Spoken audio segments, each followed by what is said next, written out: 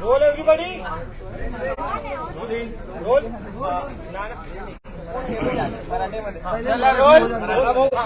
आज एक शरद पवारांनी वक्तव्य केलं की हॅलो हॅलो हॅलो मनीष आम्ही एकच आहे आणि अजित पवार आमचे नेते आहेत. काँग्रेस पक्षाला कुठे कुठे याबाबत संशय व्यक्त आधी केला होता, आताही तो संशय कायम आहे. बघा, शरद पवार साहेब एक ज्येष्ठ नेते आहेत. त्यांना एक मोठा अनुभव आहे. अजित पवार आणि त्यांच्या ज्या भेटी होतात आहेत आणि या भेटीच्या नंतर शरद पवार साहेबांनी जे स्टेटमेंट केलेलं आहे त्याच्यामध्ये असं वाटायला लागलं की अजित पवारच आता पुन्हा शरद पवार साहेबांबरोबर मिळून पुढच्या राजकारणामध्ये सहभागी होतील असं त्यांच्या स्टेटमेंटवरून अर्थ लावला जाऊ शकतो.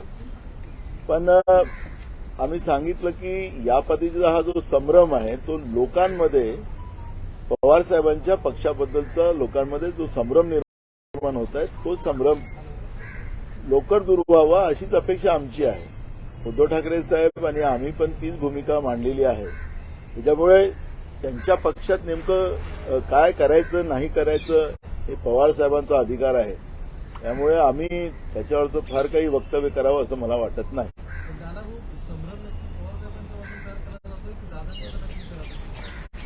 पवार साहेब एक ज्येष्ठ नेते आहेत. त्यांनी या पद्धतीचं आज वक्तव्य केलं तर मला असं वाटतं की अजित पवारांचं मन वळवण्यामध्ये त्यांना यश आलं असेल असं त्यांच्या वाक्यावरून मला वाटतं.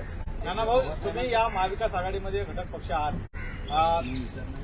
शरद पवार यांची जी असे प्रकारची भेटी या ठिकाणी असे वक्तव्य करणे कुठे ना कुठे महाविकास आघाडीमध्ये दोन पक्षाला बाजूला करून आपलं एकंदरीत सिस्टम बरोबर करण्याचा प्रयत्न आहे. नाही, आम्हाला उद्धव ठाकरे साहेबांनी आम्हाला त्याच्यामधला संभ्रम नाही. पवार साहेबांचे काय निर्णय घ्यायचे ते पवार साहेबांचे अधिकार आहेत. त्यामुळे पण उद्धव ठाकरे साहेब आणि काँग्रेस पक्ष ही आम्ही दोघेही जण मजबूतीनं आहोत. पवार साहेबांच्या पाठीशी आम्ही आहोत. आता पवार साहेबांना आम्ही आमचा काही पवार साहेबाबद्दलचा संभ्रम नाही, पण जनतेमध्ये संभ्रम जो होत आहे त्या संभ्रमाबद्दलचं पवार साहेब लवकरच दुरुस्ती करतील असं आम्हाला वाटतं. एक सर्वे जो आलेला आहे, एक सर्वे आलेला आहे त्यामध्ये असं म्हटलेलं आहे की एनडीएला आणि बऱ्यापैकी यश मिळण्याची शक्यता दिसते आणि ठाकरे आणि राष्ट्रवादीच्या गटाला 18 जागा तर काँग्रेसच्या 10 जागा येण्याची शक्यता आहे. त्याच्याबद्दल महाराष्ट्रात महाविकास आघाडीचा डंका. मी सुरुवातीपासूनच महाराष्ट्राच्या राजकारणाबद्दलचं मत गेल्या 2 वर्षापासून मी व्यक्त करत होतो आणि आता आपल्याला जे सर्वे रिपोर्ट येतात आहेत त्या सर्वे रिपोर्टमध्ये ती गोष्ट आपल्याला पाहायला मिळते की काँग्रेस हा सगळ्यात मोठा पक्ष म्हणून पुढच्या काळात पुढे येईल आणि त्याचं चित्र आज समाज माध्यमातून आपल्याला मोठ्या प्रमाणात पुढे येत आहे. कारण की केंद्रातलं नरेंद्र मोदी सरकार जनतेने मोठ्या विश्वासाने निवडून पाठवलेलं होतं की शेतकऱ्यांच्या शेतीच्या मालाला 1.5 भाव मिळेल, स्वामीनाथन समितीची शिफारस लागू होईल, काळा धन 15 लाख रुपये गरिबांच्या खात्यात टाकेल, 2 कोटी युवकांना दरवर्षी नोकऱ्या देऊ, अशी जी काही मोठी मोठी दिव्य स्वप्न दाखवली गेली होती ती सगळीच्या सगळी स्वप्न जनतेची चूर झाली. जनतेकडून उलट लुटायचं काम नरेंद्र मोदीचं सरकार करते आहे आणि त्यांचे हस्तक जे महाराष्ट्रामध्ये बसलेले आहेत त्यांच्याकडूनही जनतेच्या अपेक्षा भंग झालेल्या आहेत आणि त्याच्यामुळे स्वाभाविक आहे की लोकांमध्ये ज्या तीव्र चीड भाजप प्रणित केंद्रातल्या नरेंद्र मोदीच्या सरकार विरोधात महाराष्ट्रातली पहिलेचं ईडीचं सरकार आणि आता ये लागल्याबरोबर एड्याचं सरकार यांच्याबद्दल लोकांमध्ये भयानक चीड आहे. त्याचं दर्शन आपण पाहतोय. दर 2 महिन्यानं 3 महिन्यानं राज्यातला शेतकरी रस्त्यावर उतरतो आहे. त्याच्या शेतीच्या मालाला भाव दिला जात नाही, त्याला लुटलं जातं. शेतीचा माल निघतो त्यावेळेस त्याचे भाव शेतीच्या मालाचे भाव कमी पाडले जातात आणि शेतकरी रस्त्यावर सगळं भाजीपाला फेकतो आहे, कांदे फेकतो आहे, धान्य फेकताना आपण पाहतोय. ही दुरवस्था या महाराष्ट्रात आणि शेतकऱ्यांच्या महाराष्ट्रामध्ये शाहू फुले आंबेडकरांच्या महाराष्ट्रामध्ये जे बीजेपी प्रणित जी महाराष्ट्रातली येड्याची सरकार आहे त्यांच्या माध्यमातून होत आहे. नाना भाऊ, एक गोष्ट बावनकुळे प्रदेशाध्यक्ष भाजप यांचं असं मत असं व्यक्त केलं की शरद पवार हे एनडीएमध्ये ते जॉईन होतील पुढच्या काही दिवसात, त्यांचं मन परिवर्तन. मला आमच्याकडे कुठलीही माहिती नाही, त्याच्याबद्दलचं कुठली प्रतिक्रिया द्यायचं काही कारण नाही. नानाभाऊ, एक गोष्ट आहे की मला काँग्रेसमधून बाहेर जायला ढकललं गेलं, आता पक्ष सत्तेत मला परत घ्यायचं असेल तर कोण सत्यजित तांबे हे तुमचे काँग्रेसचे काही लोकांच्या त्रासामुळे मला पक्षातून बाहेर जावं लागलं असं त्यांचं आहे. नाही, त्याच्यावर कुठली प्रतिक्रिया द्यायचं कारण. नानाभाऊ शरद पवार म्हणतात की एक मिनिट नानाभाऊ शरद पवार म्हणतात की आमच्या पक्षात फूट नाही, काँग्रेस पक्ष त्या पक्षात फूट मानतो का? पवार साहेब बोलतात आहेत. मी तुम्हाला सांगेन की पवार साहेबांनी जे अजितदादाशी त्यांच्या ज्या मीटिंग झाल्यात त्या मीटिंगमध्ये काही ना काही तय झालं असेल. अजितदादा आता पवार साहेबांबरोबर पुन्हा वापस येत आहे का असं त्यांच्या वाक्याचा अर्थ लावला जाऊ शकतो. त्याच्यामुळे त्यांच्या पक्षात नेमकं काय चाललेलं आहे हे आपल्याला आता अर्थ कुठलाही लावता येणार. शिंदे गटाच्या आमदारांनी जे उत्तर दिले प्रायमरी दादांना कन्व्हिन्स करण्यात पवारांना यश आलं असं तर प्रायमरी ऑब्झर्वेशन असेल आणि उद्या अजित पवार माघारी आले तर काँग्रेस तसंच वेलकम बॅक करणार का? नाही, त्यांच्या पक्षात पवार साहेबांच्या पक्षात त्यांचं वेलकम होईल आणि महाविकास आघाडीमध्ये ते येत असतील तर त्याचं वेलकमच आहे. एक नाही, दुसरा मुद्दा आहे की शिंदे गटाच्या आमदारांनी म्हटलंय की जे आम्ही भूमिका घेतली कारण काँग्रेसच्या विचारसरणीमुळे आम्ही हिंदुत्व दावणीला बांधलं होतं, त्यामुळे आम्ही आता बाजूला हटलो, आमचं हिंदुत्व पुन्हा प्रस्थापित केलं. हिंदुत्व कुठल्या पातळीवरचं हिंदुत्व आहे? मी स्वतः हिंदू आहे आणि त्यांना कोणतं हिंदुत्वाचं एवढं मोठं प्रमाणपत्र कोणी दिलेलं आहे आम्हाला कळत नाही. हिंदुत्वाचा अर्थ आमच्या पद्धतीनं असा आहे, हिंदुत्व हे परोपकारी असतं, हिंदुत्व हे या देशासाठी नेहमी लढणारं असतं आणि भारत मातेचं रक्षण करणारं असतं. आज देशाच्या अन्नदात्याची अवस्था या लोकांनी खराब करून ठेवलेली आहे. आपल्या देशाच्या तरुण लोकांची अवस्था खराब करून ठेवलेली आहे. महागाई वाढवून गरिबाला यांनी संपवलंय. ते हिंदुत्व यांना मान्य? कुठल्या हिंदुत्वाची गोष्ट करतात? आमच्या हिंदुत्वाने आम्हाला परोपकार शिकवलेला आहे, भारत मातेच्या प्रत्येक व्यक्तीचं रक्षण करायला शिकवलेलं आहे, भारत मातेचं रक्षण करायला शिकवलेलं आहे. यांच्याजवळ ते नाहीये ना. आत्ताच राहुल गांधीजी लेह लद्दाखमध्ये गेले. आपल्या देशाचे प्रधानमंत्री नेहमी सांगतात की 1 इंच जागा सुद्धा मी चीनला जाऊ देणार नाही. लेह लद्दाखमध्ये चीननी कब्जा केलेला आहे आणि तिथला सगळा मॅप राहुलजीने लोकांना दाखवलेला आहे. मग यांचं कुठलं हिंदुत्व आहे? स्वतःचा बोका भरण्यासाठी, हिंदुत्वाचं नौटंकी करण्यासाठी आणि हिंदुत्वाची मतं घेण्यासाठी हे जे पाप रस्त्यात आहेत हे पापच आहे. धर्माच्या नावाने राजकारणामध्ये धर्माला बदनाम करणं हे सगळ्यात मोठं पाप आहे. ते बीजेपी करते आहे, बीजेपी सोबत असलेली लोक करतायत आहे. हे म्हटलं तर वावगं ठरणार. राष्ट्रवादी काँग्रेस पक्ष यांना अद्याप न्याय मिळाला नाही.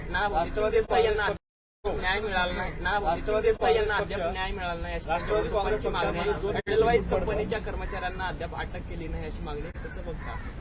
हे बघा, आम्ही सांगितलं की याची पाळेमुळे हे ठाण्यामध्येच आहे. त्या पद्धतीचा इशारा पण चाललेला आहे. पण आखरी हे ठाण्यातले जे सूत्रधार आहेत नितीन देसाईच्या मॅटरमधले, आता त्याच्यातले काही लोक सत्तेमध्ये आहेत आणि त्याच्यामुळे खरी गोष्ट कशी पुढे येणार हाच प्रश्न लागलेला आहे. आणि म्हणून आमची काँग्रेसची मागणी आहे की सिटिंग हायकोर्टाच्या जजेसच्या नेतृत्वामध्ये ही चौकशी व्हावी. ही मागणी काँग्रेस पक्षाची आहे. राष्ट्रवादी काँग्रेस पक्षाकडून वारंवार भूमिका ही घेतली जाते की आमच्या पक्षात फूट नाही, परंतु सत्तेत जाऊन बसतात राष्ट्रवादीचे नेते. तुम्ही काँग्रेस पक्ष का सॉफ्ट भूमिका घेताय? काँग्रेस पक्ष आम्हाला बॅकफूटवर येत आहे की त्यांच्याविषयी बोलण्यात टाळाटाळ करतात? आम्ही बॅकफूटवर जातच नाही. महाराष्ट्रामध्ये जो सर्वे आपण पाहतोय या सर्वेमध्ये काँग्रेसला रोज लोकांचं आशीर्वाद प्राप्त होते आहे. त्यामुळे काँग्रेस पक्ष मैत्री निभवू शकतो, पण कोणी जबरदस्ती काही करायला निघाला असेल तर त्याला काँग्रेस पक्ष काय करू शकतं? काँग्रेस पक्षाची भूमिका आहे की काँग्रेस पक्षाच्या सोबत भारतीय जनता पार्टीच्या विरोधात लढायला जे कोणी असेल त्यांना आम्ही सगळ्यांना सोबत घेऊन जाण्याची भूमिका काँग्रेस पक्षाची आहे. ज्याला राहायचं असेल तर तो राहील, ज्याला नाही राहायचं असेल तो त्याचा प्रश्न आहे. कोणाला जबरदस्ती करण्याचं कुठलंही कारण कांग्रेस पक्षाला नाही. ना शरद पवार का स्टेटमेंट आया अजित पवार को लेके, क्या कहना चाहिए? मराठी बोलेंगे. आता शेवटचा प्रश्न, या संदर्भाचा वोट बँकेत तुम्हाला तोटा होईल महाविकास आघाडी म्हणून असं वाटतं? हे तुम्हीच आता सर्वे सांगतात आहात, त्याच्यामुळे आम्हाला कुठलाही त्रास नाही. त्याच्यामुळे एकदम क्लिअर आहे, स्पष्ट आहे आणि काँग्रेसवर जनतेचा विश्वास आहे, उद्धव ठाकरे साहेबांच्या पक्षावर लोकांचा विश्वास आहे आणि पवार साहेबांवरही विश्वास आहे. पवार साहेबांनी त्यांचा पक्षाच्या बद्दलची भूमिका त्यांनी, कारण की हे जनतेमध्ये संभ्रम आहे, आमच्यामध्ये कुठलाही संभ्रम नाही. शरद पवार अजित पवार को लेकर क्या कहना चाहेंगे? हिंदी नाना लाइव चल रहा है हिंदी. शरद पवार का स्टेटमेंट आया अजित पवार को लेकर हिंदी. सुप्रिया सुले ने भी यही बात कही थी, आज शरद पवार भी यही बात कह रहे हैं. आखिर एनसीपी में चल क्या रहा है? वो बीए में है या फिर युति गठबंधन के साथ है? आपने कंफ्यूजन की बात कही.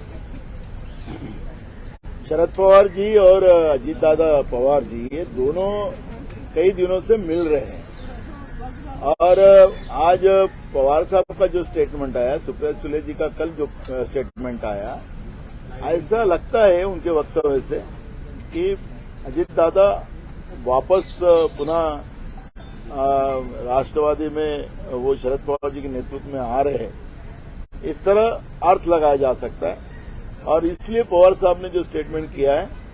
लेकिन ये सब इशू जो है उस पे जनता में संभ्रम होते जा रहा है. तो पवार साहब एक ज्येष्ठ नेता है, आज वो कोल्हापुर में है, आज कोल्हापुर में भी वो उस बात के बारे में स्पष्टीकरण करेंगे मीडिया के सामने और लोगों के सामने. तो मुझे लगता है कि कुछ न कुछ वापसी का काम शुरू हो चुका है और इसलिए पवार साहब ने इस तरह का स्टेटमेंट लेकिन किया. सर आप ऐसा करें, बीजेपी के प्रदेश अध्यक्ष का बयान आया, वो कह रहे हैं कि आने वाले दिनों में शरद पवार भी जो है वो मोदी के अगुवाई में साथ में आ सकते हैं. लोगों में, आपके वोटर्स में महाविकास आघाड़ी की एक तरफ जो छवि बन रही है उस पर इसका डैमेज नहीं होगा क्योंकि क्लैरिटी नहीं मिल रही है. एनसीपी किस तरफ बैठेगी उनके विधायकों को नहीं पता है. आप लोगों को भी ये बार बार जिस तरह से बयान आ रहे हैं उससे संभ्रम तो हो रहा होगा. देखो, हमारे उद्धव ठाकरे साहब के ग्रुप में और हमारे में कोई संभ्रम नहीं है. पवार साहब के ऊपर हमारा आज भी विश्वास है, लेकिन जो जनता में संभ्रम पैदा हो रहा है वो पवार साहब बिल्कुल दूर करेंगे क्योंकि वो एक खूब बड़े नेता है, तो बड़ा अनुभव उनका रहा है और इसलिए हमारे महाविकास आघाड़ी पे उसका कोई परिणाम नहीं होगा. और रहा जो सर्वे की बात कर रहे हो, तो उसमें लोगों का जो पसंद है वो कांग्रेस पार्टी है, उद्धव ठाकरे साहब का ही पार्टी है, शरद पवार जी की पार्टी है, लेकिन मेरिट जो है वो कांग्रेस के साथ है और इसका कोई हमें फर्क नहीं पड़ेगा. और कांग्रेस की भूमिका एक बार स्पष्ट कर चुकी है कांग्रेस की, बीजेपी के विरोध में जो भी कोई लड़ने के लिए हमारे साथ आना चाहते हैं उनको साथ लेकर चलने की भूमिका कांग्रेस पार्टी की है.